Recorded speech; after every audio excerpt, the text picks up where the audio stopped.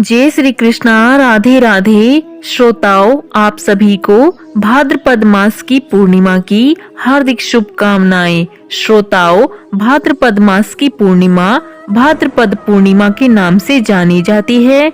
इस पूर्णिमा के दिन कुछ विशेष अनुष्ठान पूरे किए जाते हैं। इस पूर्णिमा के दिन भगवान सत्यनारायण की पूजा, शिव पार्वती की पूजा, चंद्रमा पूजा आदि कार्य संपन्न किए जाते हैं। इस पूर्णिमा के दिन व्रत का अत्यंत महत्व भी बताया गया है, जो सभी प्रकार के सुख वैभव को देने में सहायक बनाता है। पूर्णिमा की तिथि धार्मिक कर्म एवं अनुष्ठान के कार्य करने में अत्यंत शुभ मानी जाती है। इस दिन को मुहूर्त शास्त्र में भी स्थान प्राप्त होता है। शुभ मुहूर्त का निर्धारण इस तिथि में होता है, जिसमें बहुत से नवीन कार्य भी करने की बात कही गई है। भाद्रपद पूर्णिमा का पूजा समय भाद्रपद पूर्णिमा 18 सितंबर दिन बुधवार को मनाई जाएगी। 17 सितंबर को 11:45 से पूर्णिमा आरंभ होगी, जो कि 18 सितंबर को 8:05 पर समाप्त हो जाएगी। संपूर्ण वर्ष में आने वाली हर एक पूर्णिमा की तिथि कुछ न कुछ खास विशेषताएं लेकर आती है। इसी में भाद्रपद माह की पूर्णिमा को श्राद्ध पक्ष के आरंभ से जोड़ा जाता है। इसी पूर्णिमा से आरंभ होने वाले श्राद्ध कार्य आश्विन अमावस्या तक चलते हैं। इसलिए भाद्रपद पूर्णिमा को स्नान दान का भी विशेष महत्व माना जाता है। भाद्रपद पूर्णिमा व्रत पूजा विधि। भाद्रपद पूर्णिमा के दिन विधि विधान के साथ भगवान सत्यनारायण की कथा करने से सभी दुखों का नाश होता है। जीवन में आने वाले कष्ट दूर हो जाते हैं। भाद्रपद पूर्णिमा के दिन पूजा करने में कुछ बातों का ध्यान रखने से व्रत का और पूजा का संपूर्ण लाभ मिलता है। भाद्रपद पूर्णिमा के दिन प्रातःकाल उठकर किसी पवित्र नदी, सरोवर या कुंड में स्नान करना चाहिए। अगर ये सब संभव न हो सके तो अपने निवास स्थान अथवा घर में ही स्नान कर लेना चाहिए। पूर्णिमा के दिन व्रत करना चाहते हैं तो व्रत का संकल्प भी लेना चाहिए। पूर्णिमा के दिन भगवान सत्यनारायण की पूजा और कथा करनी चाहिए। भगवान शिव और माता पार्वती जी की प्रतिमा को स्थापित करके पूजा करनी चाहिए। पूजा के बाद भगवान को प्रसाद और फल फूल भेंट करने चाहिए। पंचामृत और चूरमे का प्रसाद बनाकर सभी लोगों को पूजा के बाद बांटना चाहिए। पूजा कर लेने के बाद ब्राह्मण को भोजन कराना चाहिए और जरूरतमंदों को दान इत्यादि करना चाहिए। भाद्रपद पूर्णिमा व्रत स्त्रियों के लिए विशेष महत्व रखता है। इस व्रत के प्रभाव से संतान, सुखी दाम्पत्य की प्राप्ति होती है। भाद्रपद पूर्णिमा की कथा। भाद्रपद पूर्णिमा के दिन उमा महेश्वर व्रत करने का भी विधान बताया गया है। धर्म शास्त्रों में इस पूर्णिमा के दिन भगवान शिव और माता पार्वती की पूजा की जाती है। इसके साथ ही रात्रि के समय जागरण करना चाहिए। नारद पुराण और मृत्स्य पुराण में इस व्रत के बारे में भी बताया गया है। इस व्रत को करने से मांगलिक सुख मिलते हैं, दाम्पत्य सुख प्राप्त होता है।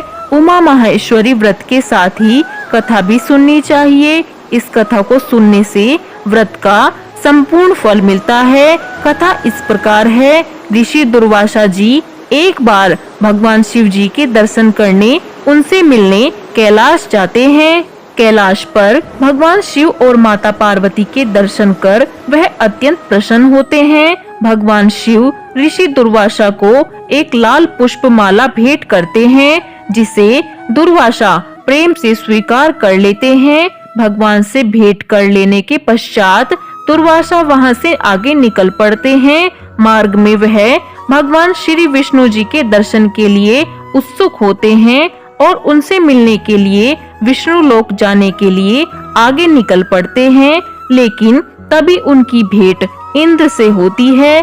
तब दुर्वा जी भगवान शिव द्वारा उन्हें प्रदान की हुई माला इंद्र को भेंट कर देते हैं। इंद्र अपने अभिमान से उस माला को अपने वाहन ऐरावती हाथी को पहना देता है। ऋषि दुर्वासा यह सब देखकर क्रोधित हो उठते हैं उन्हें यह कार्य अच्छा नहीं लगता और दुर्वासा क्रोधित स्वर में इंद्र को कहते हैं कि तुमने महादेव शिव शंकर जी का अपमान किया है, इससे तुम्हें लक्ष्मी जी छोड़कर चली जाएगी और तुम्हें इंद्रलोक और अपने सिंहासन को भी त्यागना पड़ेगा। यह सुनकर इंद्र जी ने ऋषि दुर्वासा जी के समक्ष हाथ जोड़कर क्षमा याचना करी और इस शाप से मुक्त होने का उपाय पूछा। इंद्र की विनय सुनकर दुर्वासा जी कुछ शांत हुए और क्रोध शांत होने पर ऋषि दुर्वासा जी ने इंद्र को बताया कि उन्हें उमा महेश्वरी व्रत करना चाहिए, तभी वह अपने स्थान को पुनः प्राप्त हो पाएगा। तब इंद्र ने इस व्रत को किया। उमा महेश्वरी व्रत के प्रभाव से लक्ष्मी जी समेत सभी वस्तुएं जो उनसे छिन गई थी सभी की प्राप्ति हुई। श्रोताओं, प्रत्येक मास की पूर्णिमा तिथि से ही चंद्र वर्ष के महीनों के नामों को रखे जाने की बात कही जाती है। हिंदू पंचांग में सूर्य और चंद्रमा ही महीनों के नाम रखे जाते हैं, जिन्हें सौर मास और चंद्रमास के नाम से जाना जाता है। कुछ व्रत व त्योहार सौर मास से मनाए जाते हैं तो कुछ चंद्रमास के द्वारा। इसलिए जब हम पूर्णिमा तिथि की बात करते हैं तो उसे चंद्र वर्ष से जोड़ा जाता है। चंद्रमा के साथ ही नक्षत्रों का भी इसके साथ संबंध होता है। ऐसी मान्यता है कि जिस माह में पूर्णिमा के दिन चंद्रमा जिस भी नक्षत्र में होता है उसी नक्षत्र के नाम के अनुसार उस माह का नाम रखे जाने की बात कही गई है। इसलिए 12 महीनों के नाम नक्षत्रों पर आधारित होते हैं। इसी क्रम में भाद्रपद पूर्णिमा का नाम इसलिए कहा गया है क्योंकि इस दिन चंद्रमा उत्तरा भाद्रपद या पूर्वा भाद्रपद नक्षत्र में गोचर कर रहा होता है। जिन लोगों का जन्म उत्तरा भाद्रपद या पूर्वा भाद्रपद नक्षत्र में होता है उन लोगों के लिए भी इस पूर्णिमा का दिन विशेष महत्व रखता है।